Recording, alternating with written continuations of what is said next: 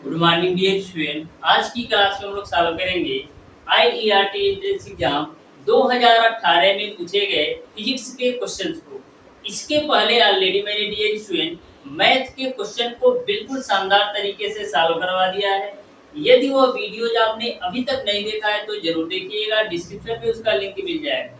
Dear student, प्रत्येक question का solution मैं बिल्कुल कॉन्सेप्ट के साथ आपको कराता हूँ, जिससे आपको प्रत्येक क्वेश्चन के कॉन्सेप्ट बिल्कुल शानदार तरीके से समझ में आ सके। तो डियर स्टूडेंट, 2018 में जितने भी फिजिक्स के क्वेश्चन पूछे गए हैं, टोटल क्वेश्चन आपके अति महत्वपूर्ण क्वेश्चन है।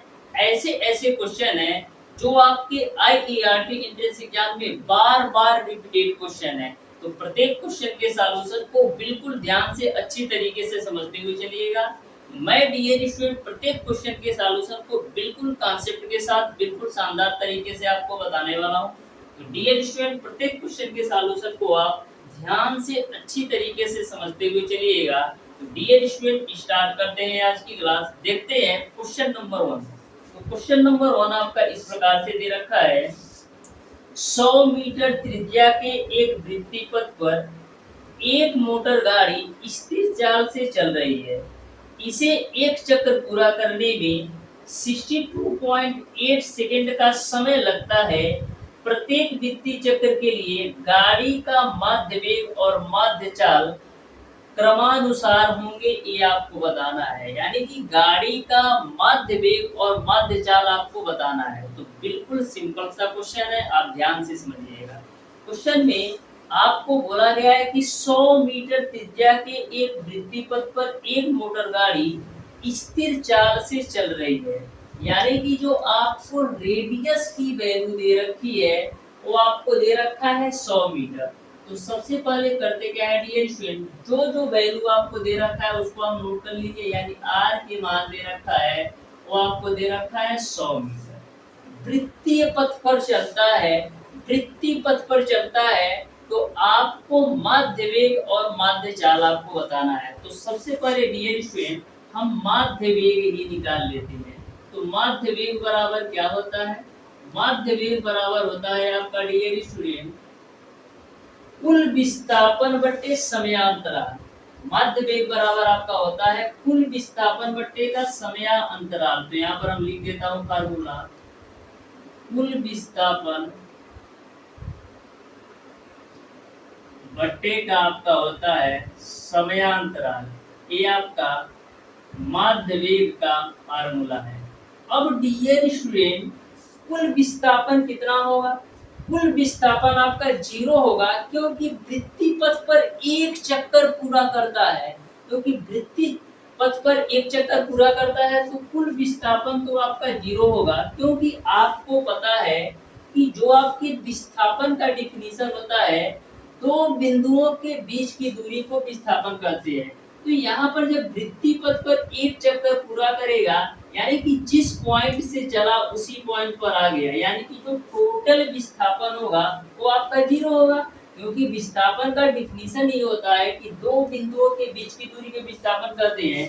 तो जिस बिंदु से चला उसी बिंदु पर वापस आ गया, यानी विस्थापन तो 0 होगा। और जो समयांतराल की वैल्यू है वो आपको दे रखा है 62.8।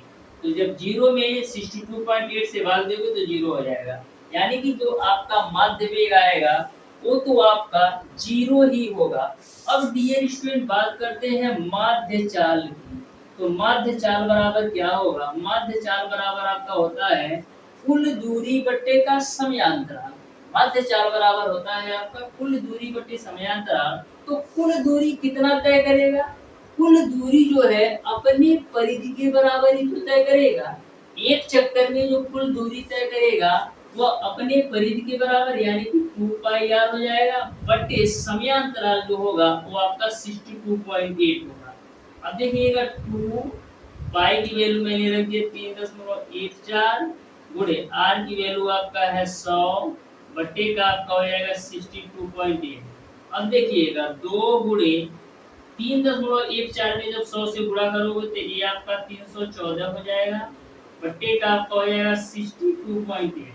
2 से काट लो तो 2 3 6, 2 1 2, 2 4 8। तो 314 में 31.4 से भाग दोगे तो फाइनली आपको मिल जाएगा 10 मीटर प्रति सेकेंड। इस तरीके से डियर स्टूडेंट जो आपका माध्य वेग होगा वो आपका 0 होगा और जो माध्य चाल होगा वो आपका 10 मीटर प्रति सेकेंड होगा। यानी कि क्वेश्चन नंबर 1 का डियर स्टूडेंट आपका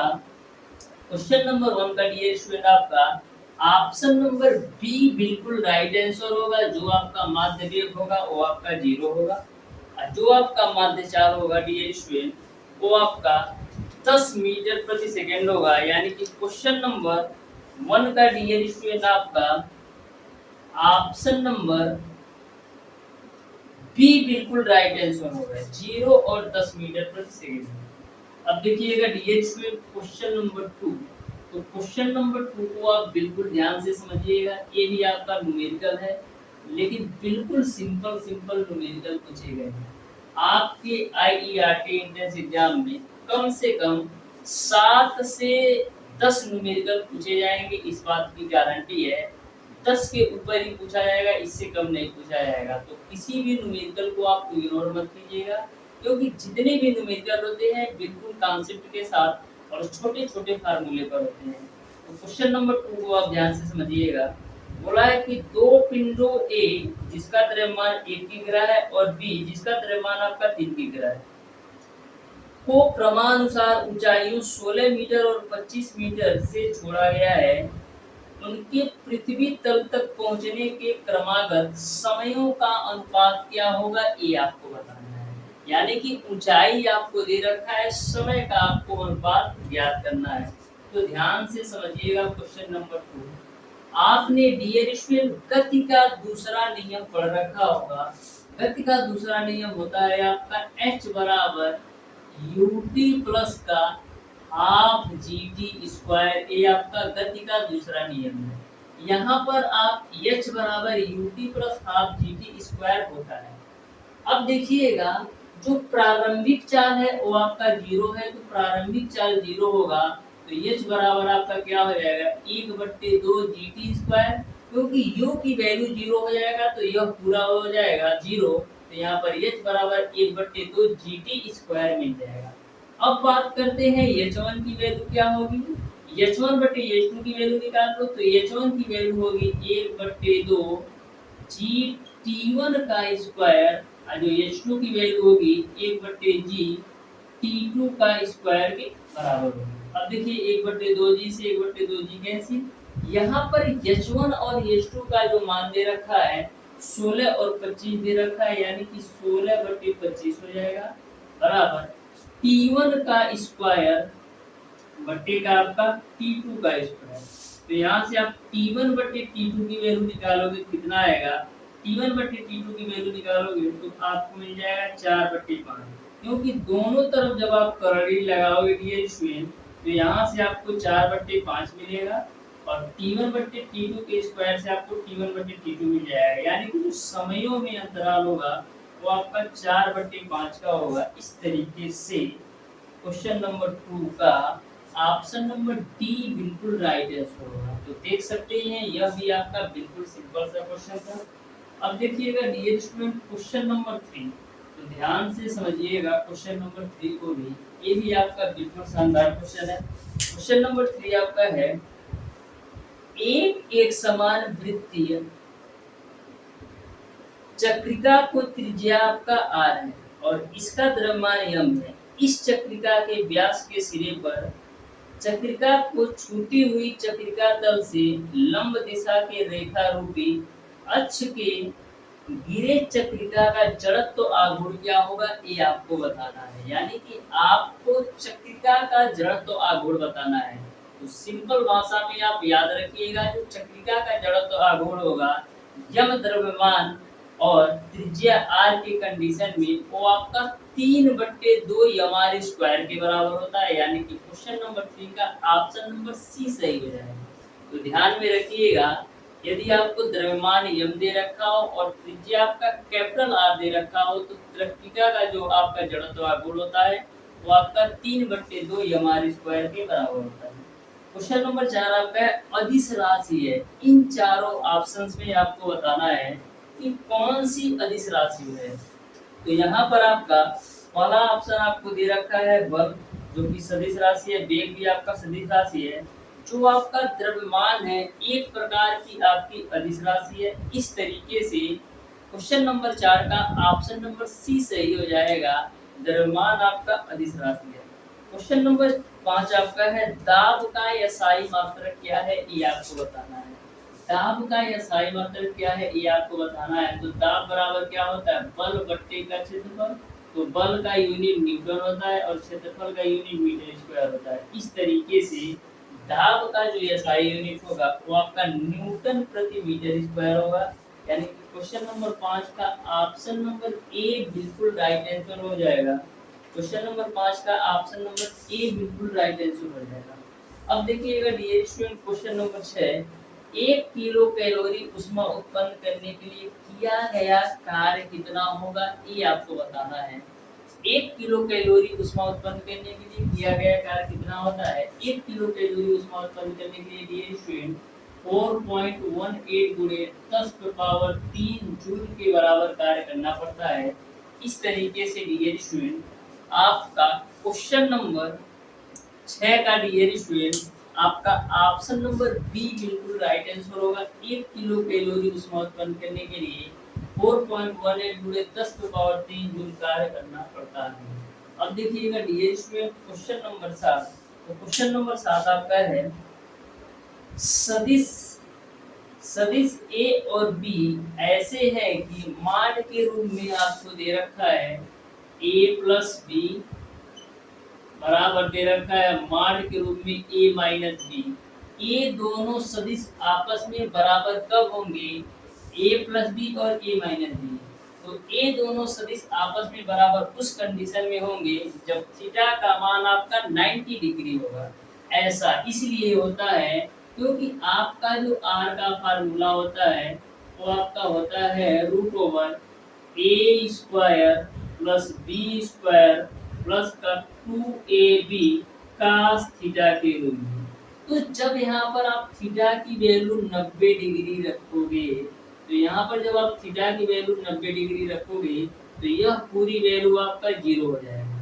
यह पूरी वैल्यू आपका 0 हो जाएगा। तो यहाँ से जब इसका स्क्वायर करोगे तो यहाँ से आपको a² प्लस b² मिल जाएगा, और जब राइट साइड का भी स्क्वायर करोगे तो भी आपको a² प्लस का b² मिल जाएगा। ऐसा इसलिए हो रहा है क्योंकि जो a वाली वैल्यू है इसके साथ प्लस में आएगा तो भी 0 हो जाएगा, और इसके साथ माइनस में आएगा तो भी 0 हो जाएगा। तो इस तरीके से थीटा की वैल्यू 90 डिग्री लेने पर मॉड का a प्लस बी की वैल्यू मॉड का a माइनस बी की वैल्यू के बराबर होगा। यानी कि क्वेश्चन नंबर 7 का ऑप्शन नंबर ए बिल्कुल राइट आंसर हो जाएगा। अब देखिएगा डियर स्टूडेंट क्वेश्चन नंबर 8 बोला है एक कण सीधी रेखा OX पर चल रहा है, समय आपका सेकंड में है, पर कण की O से दूरी क्या है ये आपको बताना है। यानी कि दूरी का मान क्या होगा ये आपको बताना है। तो ध्यान से समझिएगा, x की जो वैल्यू दे रखा है 40 प्लस का 12t minus t2 12t minus का t2 ये आपको x की वैल्यू दे रखा है। तो ध्यान से समझिएगा, t बराबर आपका होता है डियर स्टूडेंट dx/dt के रूप में, क्योंकि x के साथ इसलिए ले रहा हूँ क्योंकि x के रूप में आपको दूरी दे रखा है। तो यहाँ पर आपका हो जाएगा v बराबर d/dt। अब x की वैल्यू रख दो, कितना है 40 प्लस का 12t माइनस का आपका है t2। यहाँ तक आपको क्लियर है। अब इसका आप अवकलन कर दीजिए। तो जब इसको आप अवकलन करेंगे मिलेगा आपको 12 माइनस का 3t²। अब डियर स्टूडेंट कण का जो अंतिम वेग है वो आपका 0 है, यानी v की वैल्यू 0 हो जाएगी बराबर 12 माइनस का 3t²। तो यहाँ से आपका 3t² बराबर हो जाएगा 12, 3 चौक को 12। तो यहाँ से आप t की वैल्यू निकालोगे तो 2 सेकेंड मिलेगा। t की वैल्यू आपने निकाल लिया 2 सेकेंड। अब t का मान इस x वाली वैल्यू में रख देंगे तो आपको x का मान मीटर में मिल जाएगा। तो t का मान 2 सेकेंड इस वाली वैल्यू में रखिए तो 40 प्लस का 12t माइनस का आपका है टी क्यू, ये आपका एक्स की वैल्यू है। देखिएगा 40 प्लस का 12, टी की वैल्यू आपका 2 माइनस 2 का क्यू करोगे तो यहाँ से मिल जाएगा आपको 40 प्लस का 24 माइनस का, तो 40 20 60 64 में से 8 जगह घटाओगे तो 56 मीटर मिल जाएगा। यानी कि जो x का मान होगा वो आपका 56 मीटर होगा। इस तरीके से क्वेश्चन नंबर 8 का dear student option number C बिल्कुल राइट आंसर होगा। जो दूरी होगा वो आपका 56 मीटर हो जाएगा। ऑप्शन नंबर सी बिल्कुल right answer for question number 8। इस तरीके से डियर स्टूडेंट आपको क्वेश्चन नंबर 8 भी बिल्कुल शानदार तरीके से समझ में आ गया होगा। आपके IERT एंट्रेंस एग्जाम में डियर स्टूडेंट बचे दिनों की संख्या बहुत कम है, इसलिए डेडिकेशन के साथ जरूर अच्छी तरीके से तैयारी कीजिएगा। फिर भी यदि आपको कहीं से भी किसी भी प्रकार का किसी भी सब्जेक्ट फिजिक्स केमिस्ट्री मैथ से प्रॉब्लम आता हो तो आप उसे कमेंट बॉक्स में कमेंट करके जरूर बताइएगा, या हमारे व्हाट्सएप नंबर 76201773 पर कॉल या व्हाट्सएप करके पूछ सकते हैं। मैं उसको जरूर सॉल्व करने का प्रयास करूंगा। अब देखिएगा dear student question number 9। Question number 9 आपका है कि एक आदर्श गैस के स्थिर दाब अवस्था के मोलर विशिष्ट उष्मा का मान आपको दे रखा है 7/2R, और इसके लिए स्थिर दाब और स्थिर आयतन अवस्थाओं में विशिष्ट उष्माओं का अनुपात क्या होगा ये आपको बताना है। स्थिर दाब और स्थिर आयतन की अवस्थाओं में विशिष्ट उष्माओं का अनुपात क्या होगा ये आपको बताना है। तो बिल्कुल आप ध्यान से समझिएगा डियर स्टूडेंट क्वेश्चन नंबर 9। यहाँ पर इस क्वेश्चन में आपको स्थिर दाब अवस्था में विशिष्ट उष्मा दे रखा है। स्थिर दाब अवस्था में विशिष्ट उष्मा दे रखा है, यानी कि जो Cp की वैल्यू दे रखा है वो आपको दे रखा है 7/2R के रूप में, यानी कि स्थिर दाब पर जो विशिष्ट उष्मा दे रखा है वो आपका 7/2R के रूप में। अब आपको पता है डियर स्टूडेंट क्या होता है, अब आपको पता है Cp बराबर आपका होता है Cp माइनस का Cv बराबर आपका होता है R के रूप में। जो आपका Cp है स्थिर दाब पर विशिष्ट उष्मा है, और जो आपका Cv है स्थिर आयतन पर विशिष्ट उष्मा है। जो आपका Cp है स्थिर दाब पर विशिष्ट उष्मा है, और जो आपका Cv है स्थिर आयतन पर विशिष्ट उष्मा है। जो R है ये आपका सार्वत्रिक गैस नियतांक है। अब देखिए Cp की वैल्यू आपका है 7/2R माइनस का Cv, और ये आपका यहाँ से आप Cv की वैल्यू निकालोगे तो 7/2R माइनस का R हो जाएगा। तो यहाँ से आपका जो Cv की वैल्यू हो जाएगा एलसीएम लेके सॉल्व करेंगे तो 5/2R के रूप में आ जाएगा Cv की वैल्यू। आपको बताना है डियर स्टूडेंट कि स्थिर दाब और स्थिर आयतन पर विशिष्ट उष्माओं का अनुपात। तो स्थिर दाब और स्थिर आयतन पर विशिष्ट उष्माओं का अनुपात गामा बराबर आपका हो जाएगा Cp/Cv। स्थिर दाब और स्थिर आयतन पर विशिष्ट उष्माओं का अनुपात, तो Cp का जो मान है वो आपका है 7/2R, और जो Cv का मान है वो आपका है 5/2R। तो 2 से 2 कैंसिल, R से R कैंसिल, तो मिल जाएगा आपको 7/5। यानी कि स्थिर दाब और स्थिर आयतन पर विशिष्ट उष्माओं का अनुपात जो होगा वो आपका 7/5 होगा। यानी कि क्वेश्चन नंबर 9 का ऑप्शन नंबर ए बिल्कुल राइट आंसर होगा। ऑप्शन नंबर ए बिल्कुल राइट आंसर होगा। जैसे जैसे आपको क्वेश्चन में बोला जाता है उसी तरीके से आप क्वेश्चन को सॉल्व करते जाइए। आप 100% एक्यूरेसी से किसी भी क्वेश्चन को सॉल्व कर सकते हैं। देखिएगा क्वेश्चन नंबर 10 को बोला है 1 MeV ऊर्जा रखने वाले प्रोटॉन का संवेग किग्रा मीटर प्रति सेकंड में कितना होगा ये आपको बताना है। 1 MeV ऊर्जा रखने वाले प्रोटॉन का संवेग किग्रा मीटर प्रति सेकंड में कितना होगा ये आपको बताना है। तो ध्यान से इस क्वेश्चन को पढ़िए और बताइए कितना होगा। तो डियर स्टूडेंट 1 MeV बराबर आपका होता है 5 × 10⁻22 किग्रा मीटर प्रति सेकेंड के, यानी कि क्वेश्चन नंबर 10 का ऑप्शन नंबर डी बिल्कुल राइट आंसर होगा। ध्यान में रखिएगा, 1 एमईबी बराबर आपका होता है 5 × 10⁻22 किग्रा मीटर प्रति सेकेंड। क्वेश्चन नंबर 11 आपका है, क्रमशः 5 और 5.5 मीटर तरंग दैर्घ्य की दो ध्वनि तरंगे 330 मीटर प्रति सेकेंड के वेग से चल रही हैं। इस आशा कर सकते हैं कि प्रति सेकेंड निस्पंदों की संख्या क्या होगी, ये आपको बताना है। यानी कि जो दोनों कण हैं, यानी कि जो आपका 5 मीटर और 5.5 मीटर तरंगदैर्घ्य की दो ध्वनि तरंगे हैं, इनकी जो चालें हैं समान है। चाल जो है दोनों तरंगदैर्घ्य के लिए समान है। तो ध्यान से समझिएगा क्वेश्चन नंबर 11 को। आपको पता है डियर स्टूडेंट क्या होता है, आपको पता है डियर स्टूडेंट n बराबर आपका क्या होता है, n बराबर आपका होता है डियर स्टूडेंट c/λ। तो ध्यान में रखिएगा n आपकी आवृत्ति है, c आपका है ध्वनि की चाल, क्योंकि ध्वनि की चाल बात की गई है, और जो लैम्डा आपका है वो आपका तरंग दैर्घ्य है, वो आपका तरंग दैर्घ्य है।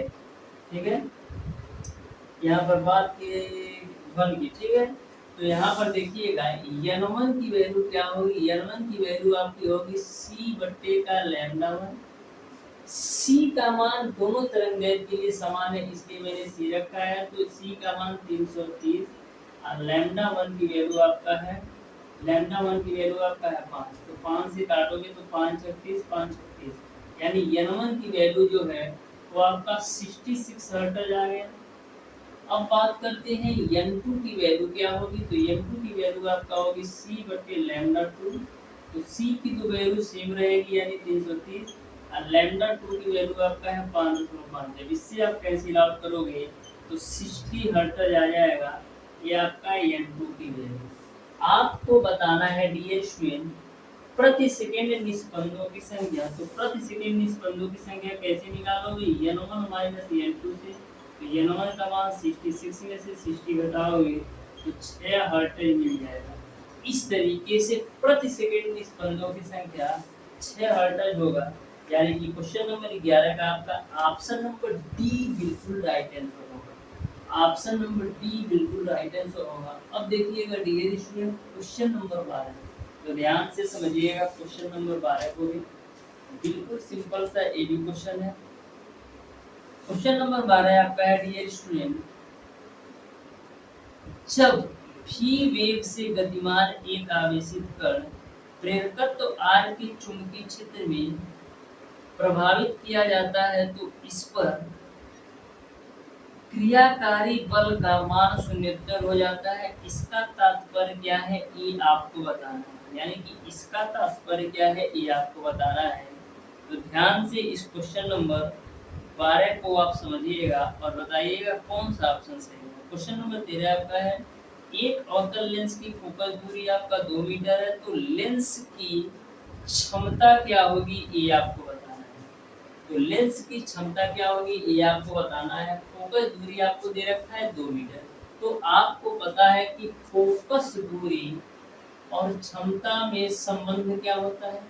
फोकस दूरी बराबर आपका होता है 1/p, या आप कह सकते हैं p बराबर आपका होता है 1/f। आपको क्षमता p की वैल्यू बताना है, तो p बराबर 1/f की वैल्यू आपको 2 दे रखा है, 2 मीटर। तो जब 2 से आप कैंसिल आउट करोगे तो मिलेगा आपको 0.5, आपको मिलेगा 0.5। अब आपको यह बताना है कि जो आपकी क्षमता है ये आपका अवतल लेंस की है, जो आपकी क्षमता है डियर स्टूडेंट ये आपका अवतल लेंस की है। तो अवतल लेंस की चाहे आपकी फोकस दूरी हो या क्षमता हो, दोनों माइनस में होते हैं, यानी कि आपका जो p की वैल्यू होगा वो आपका माइनस का 0.5 होगा। इस तरीके से क्वेश्चन नंबर 13 का डियर स्टूडेंट आपका ऑप्शन नंबर ए बिल्कुल राइट आंसर होना चाहिए, जो कि आपको मिस्टेक दे रखा है। ऑप्शन नंबर ए बिल्कुल राइट आंसर होना चाहिए, क्योंकि माइनस में आपका एक ही ऑप्शन है, वो है आपका ऑप्शन नंबर ए। और जो आपका अवतल लेंस होता है इसकी जो क्षमता होती है निगेटिव होती है, और उत्तल लेंस की जो क्षमता होती है वो आपका पॉजिटिव होती है। देखिएगा क्वेश्चन नंबर 14 को बोला है कि नेत्र की वह पतली झिल्ली जो प्रकाश को अंदर आने देती है वह कौन सी है, ये आपको बताना है। नेत्र की वह पतली झिल्ली जो प्रकाश को अंदर आने देती है वह आपको बताना है। तो यह आपकी जो झिल्ली होती है पुतली होती है, यानी कि क्वेश्चन नंबर 14 का ऑप्शन नंबर डी बिल्कुल राइट आंसर होगा। क्वेश्चन नंबर 15 आपका है साइन आई बटे साइन आर किसके नियम की पुष्टि करता है। तो साइन आई बटे साइन आर जो है ये आपका स्नेल के नियम से है। स्नेल के नियम से डियर स्टूडेंट आपका होता है साइन आई बटे का साइन आर। इस तरीके से ये आपका स्नेल का नियम है। इस तरीके से डियर स्टूडेंट क्वेश्चन नंबर 15 का आपका ऑप्शन नंबर बी बिल्कुल राइट आंसर होगा। अब देखिएगा डियर स्टूडेंट क्वेश्चन नंबर 16। तो क्वेश्चन नंबर 16 आपका है 300 एंगस्ट्रॉम तरंग दैर्ध्य वाले प्रकाश की आवृत्ति क्या होगी, ये आपको बताना है। 3000 तरंग दैर्ध्य वाले प्रकाश की आवृत्ति क्या होगी, ये आपको बताना है। तो ध्यान से समझिएगा। आपको फार्मूला पता है कि V बराबर आपका होता है n लैम्डा। V बराबर n लैम्डा होता है। तो यहाँ पर आपकी प्रकाश की बात की गई है। प्रकाश की चाल को किससे डिनोट करते हैं, C से। तो C बराबर आपका हो जाएगा n लैम्डा। तो यहाँ पर डियर स्टूडेंट आपको फाइंड आउट करना है आवृत्ति का मान यानी n की वैल्यू। तो n बराबर आपका हो जाएगा C बटे लैम्डा। जैसा कि मैंने ऑलरेडी इसके पहले भी क्वेश्चन में बता रखा है। आप देखिए यहाँ पर डिनोटेशन की बात है, जैसे C यहाँ पर प्रकाश की चाल है, इसी प्रकार से मैंने ध्वनि की भी चाल को भी C मान लिया है। वहाँ पर आप V भी मान सकते हैं। ध्वनि की चाल को आप V भी मान सकते हैं। यहाँ पर प्रकाश की चाल को आप C मान लीजिए और ध्वनि की चाल को आप V मान लीजिए। तो यहाँ पर देखिएगा प्रकाश की चाल आपका होता है 3 × 10⁸ और लैम्डा की वैल्यू आपको दे रखा है डियर स्टूडेंट 3000 एंगस्ट्रॉम। तो 3000 एक एंगस्ट्रॉम में 10⁻⁻10 मीटर होता है। 3 एंगस्ट्रॉम दिया था तो एंगस्ट्रॉम को मैंने मीटर में चेंज किया तो 10⁻⁻10 से गुणा कर दिया। अब देखिएगा डियर स्टूडेंट इसको हम सॉल्व कर लेते हैं। तो देखो 3 × 10⁸ तो ये आपका है 3000 से 0 हटा दो तो 3 × 10⁻⁻ का आपका 7 हो जाएगा। 3 से 3 कैंसिल। तो फाइनली आपको कितना मिल जाएगा, फाइनली आपको मिल जाएगा डियर स्टूडेंट 10⁻15 जो कि कितने के बराबर है, 10⁻15 आपका कितने के बराबर है, 10⁻15 आपका डियर स्टूडेंट 10⁻15 आपका डियर स्टूडेंट 10⁻15 यानी इसको हम लिख सकते हैं 10⁻8 गीगाहर्ट्ज। इस तरीके से डियर स्टूडेंट आपका क्वेश्चन नंबर 17 क्वेश्चन नंबर 16 का डियर स्टूडेंट आपका ऑप्शन नंबर ये आपका क्वेश्चन नंबर 17 का आपका ऑप्शन नंबर बी बिल्कुल राइट आंसर होना चाहिए। इसका एक बार चेक कर लेता हूँ। क्वेश्चन नंबर 16 का आपका ऑप्शन नंबर बी बिल्कुल राइट आंसर होगा, यानी कि 10⁻6 गीगाहर्ट्ज। ये आपका 10⁻6 गीगाहर्ट्ज के बराबर होगा। 10⁻6 गीगाहर्ट्ज के बराबर होगा। अब देखिएगा डियर स्टूडेंट यहाँ पर कोई मिस्टेक नहीं है ना। 3000 एंगस्ट्रॉम दिया गई है, 3000 एंगस्ट्रॉम दिया ही है तो मैंने यहाँ पर 3 0 से 10⁻7 कर दिया। ठीक है, कोई दिक्कत नहीं। अब देखिएगा डियर स्टूडेंट क्वेश्चन नंबर 17 तो ध्यान से समझिएगा क्वेश्चन नंबर 17 को भी। क्वेश्चन नंबर 17 आपका है अमीटर के पैमाने में 0 से 2 एम्पियर के मध्य 20 मान चिन्हित है। तो अमीटर का अल्पतमांक कितना होगा, ये आपको बताना है। अमीटर का अल्पतमांक कितना होगा, ये आपको बताना है। तो अल्पतमांक बराबर क्या होता है, अमीटर का पाठ्यांक बट्टे खानों की संख्या। अल्पतमांक बराबर आपका होता है अमीटर का पाठ्यांक बटे खानों की संख्या। तो अमीटर का जो अधिकतम पाठ्यांक है वो आपका 2 है बटे जो खानों की संख्या है वो आपका 20 है। तो ध्यान में रखिएगा अल्पतमांक बराबर आपका होता है अमीटर का पाठ्यांक बटे का खानों की संख्या। तो अमीटर का अधिकतम पाठ्यांक 2 दिया था, खानों की संख्या आपका 20 है। तो 2/1/10 की वैल्यू कितने के बराबर होगी, 0.2। यानी अल्पतमांक जो आएगा वो आपका 0.1 होगा। इस तरीके से क्वेश्चन नंबर 17 का 0.1 बिल्कुल राइट आंसर होगा, यानी ऑप्शन नंबर सी सही हो जाएगा। क्वेश्चन नंबर 18 आपका है, ध्वनि तरंगों की आवृत्ति परास है। तो ध्वनि तरंगों की आवृत्ति परास कितनी होती है? ध्वनि तरंगों की आवृत्ति परास 20 हर्ट्ज से आपका 20 किलो हर्ट्ज के पास होती है, यानी कि क्वेश्चन नंबर 18 का ऑप्शन नंबर ए सही हो जाएगा।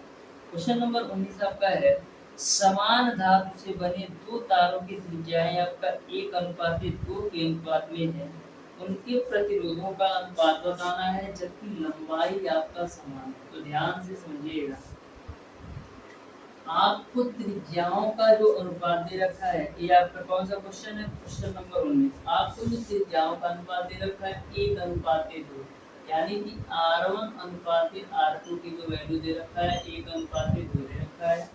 लंबाई समान है तो प्रतिरोधों का अनुपात बताना है। तो आपको पता है R बराबर क्या होता है? रो L बाई ए होता है। तो यहाँ से आप R1 बटे R2 की वैल्यू निकालोगे तो क्या आएगा? रो L1 बाई E1। R2 की वैल्यू क्या आएगा? रो L2 बाई E2 आ जाएगा। अब देखो, लंबाई दोनों की समान है, यानी यह भी L होगा तो यह भी L होगा, क्योंकि लंबाई समान है तो रो से रो कैंसिल, L से आपका L कैंसिल। तो यहाँ से आपका R1 बटे R2 की जो वैल्यू आएगी वो आपको मिलेगा A2 अपान E1 के रूप में। R1 बटे R2 की वैल्यू आएगी A2 अपान A1 के रूप में। ध्यान में रखिएगा, ये आपका प्रतिरोध है। देखिएगा, यहाँ से आपका R1 बटे R2 की वैल्यू A2 की जगह पर हम क्या लिख सकते हैं? पाई स्मॉल R2 का होल स्क्वायर, और A1 की जगह पर हम लिख सकते हैं पाई R1 का स्क्वायर। तो ए पाई से ए पाई कैंसिल। अब आगे आप ध्यान से देखो तो R1 बटे R2 का मान क्या आएगा? R1 बटे R2 का मान आपका आएगा R2 का स्क्वायर बटे का R1 का स्क्वायर।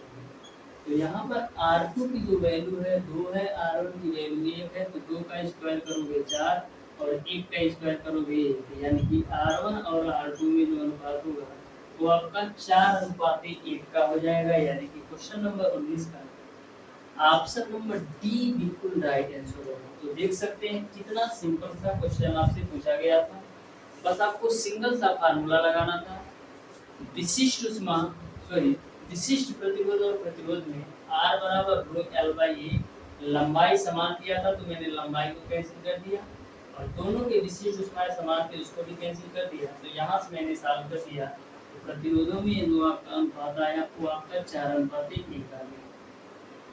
अब देखिएगा डियर स्टूडेंट, क्वेश्चन नंबर 20। तो क्वेश्चन नंबर 20 को आप ध्यान से समझिएगा। एक दीर्घ बल्ब की रेटिंग 4.5 वोल्ट तथा 200 मिली एम्पियर है, उसकी शक्ति क्या है ये आपको बताना है। तो शक्ति P बराबर क्या होता है? शक्ति P बराबर आपका होता है V इंटू आई। जो V की वैल्यू दे रखा है डियर स्टूडेंट वो आपको दे रखा है 4.5 वोल्ट, और जो I की वैल्यू दे रखा है 200 मिली एम्पियर। I की जो वैल्यू दे रखा है 200 मिली एम्पियर, तो मिली एम्पियर को एम्पियर में चेंज करने के लिए क्या करेंगे? इसमें हम 1000 से भाग दे देंगे, तो डबल जीरो से डबल जीरो कैंसिल, तो मिल जाएगा आपको 4.5 गुणे 2/10। तो 4.5 का 2 में गुणा करोगे 9/10, जिसको हम लिख सकते हैं 0.9 वाट के रूप में। इस तरीके से जो P का मान होगा वो आपका 0.9 वाट होगा, यानी क्वेश्चन नंबर 20 का dear student option number C बिल्कुल राइट आंसर होगा। ऑप्शन नंबर सी बिल्कुल राइट आंसर होगा। अब देखिएगा डियर स्टूडेंट क्वेश्चन नंबर 21, तो ध्यान से समझिएगा क्वेश्चन नंबर 21 को भी। बोला है कि बल्ब को प्रदीप्त करने हेतु प्रयुक्त ऊर्जा है, तो बल्ब को प्रदीप्त करने के लिए कौन सी ऊर्जा प्रयुक्त होती है? तो बल्ब को प्रदीप्त करने के लिए विद्युत ऊर्जा प्रयुक्त होती है। यह क्वेश्चन मैक्सिमम 3 से 4 बार प्रत्येक सेटों में पूछा गया है कि बल्ब को प्रदीप्त करने के लिए कौन सी ऊर्जा का उपयोग करते हैं? तो विद्युत ऊर्जा का। अजी बल्ब कैसे जलेगा? विद्युत ऊर्जा पाएगा नहीं तो जलेगा ही नहीं, तो बल्ब को प्रदीप्त करने के लिए विद्युत ऊर्जा का प्रयोग करते हैं। क्वेश्चन नंबर 22 आपका, यम द्रव्यमान के उपग्रह का R त्रिज्या के वृत्ताकार कक्षा में गोली कोणीय संवेग आपका I है। उपग्रह का क्षेत्रीय वेग क्या होगा ये आपको बताना है। तो क्षेत्रीय वेग क्या होगा ये आपको बताना है। तो जो आपका क्षेत्रीय वेग होगा वो आपका यल अपॉन 2m के बराबर होगा, यानी कि क्वेश्चन नंबर 22 का ऑप्शन नंबर ए सही होगा। क्वेश्चन नंबर 23 आपका है इलेक्ट्रॉन के आवेश एवं द्रव्यमान का अनुपात बताओ। इलेक्ट्रॉन के आवेश एवं द्रव्यमान का अनुपात बताओ। तो इलेक्ट्रॉन के आवेश और द्रव्यमान का अनुपात बताओ। तो इलेक्ट्रॉन का आवेश कितना होता है? इलेक्ट्रॉन का आवेश होता है 1.6 × 10⁻⁻⁻⁰ कूलम, और जो इलेक्ट्रॉन का द्रव्यमान होता है वो आपका 3.1 × 10⁻⁻31। इसी को सॉल्व कर लो। देखो 1.6 × 10⁻⁻⁻19 आपका है, जब 10⁻⁻21 ऊपर जाएगा तो 10⁻+21 हो जाएगा, और नीचे आपका 3.1 है। इसको आप सॉल्व कीजिएगा तो 1.6 × 10 31 में से 19 घटाओ कितना बचेगा? 11 में से 9 जाएगा 2, फिर यहाँ पर आपका 2 में से 1 जाएगा 1, यानी कि हो जाएगा बट्टे आपका 3.1। इसको आप सॉल्व कीजिएगा तो आपको डीएच में मिल जाएगा 1.76 × 10⁻11, 76 × 10⁻11। इसका यूनिट क्या होगा? E/m है। तो आवेश का यूनिट आपका होता है कूलाम, आवेश का यूनिट आपका होता है कूलाम, और नीचे में आपका क्या है? मास, मास का यूनिट क्या होता है? किग्रा। तो इस तरीके से 176 × 10⁻11 कूलाम प्रति किग्रा इसका सही आंसर होगा, यानी कि क्वेश्चन नंबर 23 का आपका ऑप्शन नंबर, क्वेश्चन नंबर 23 का आपका ऑप्शन नंबर डी है स्टूडेंट। क्वेश्चन नंबर 23 का आपका ऑप्शन नंबर बी बिल्कुल राइट आंसर होगा। अब देखिएगा क्वेश्चन नंबर 24, अनुदैर्ध्य तरंगें उत्पन्न करती है। तो जो आपकी अनुदैर्ध्य तरंगें होती है डियर स्टूडेंट, ठोस, द्रव और गैस तीनों में उत्पन्न हो सकती है, यानी कि क्वेश्चन नंबर 24 का ऑप्शन नंबर डी बिल्कुल राइट आंसर होगा। जो आपकी अनुदैर्ध्य तरंगें होती है ठोस, द्रव और गैस तीनों में उत्पन्न हो सकती है, यानी कि क्वेश्चन नंबर 24 का ऑप्शन नंबर डी बिल्कुल राइट आंसर हो जाएगा। जो आपका क्वेश्चन नंबर 12 है और जो आपका क्वेश्चन नंबर 25 है, जो आपका क्वेश्चन नंबर 12 है और जो आपका क्वेश्चन नंबर 25 है, इन दोनों क्वेश्चन को आप अच्छी तरीके से सॉल्व कीजिए और बताइए डियर स्टूडेंट इन दोनों क्वेश्चन के कौन से ऑप्शन सही होंगे। तो डियर स्टूडेंट आज की क्लास को यहीं पे रखते हैं, मिलते हैं नेक्स्ट क्लास में, तब तक के लिए धन्यवाद।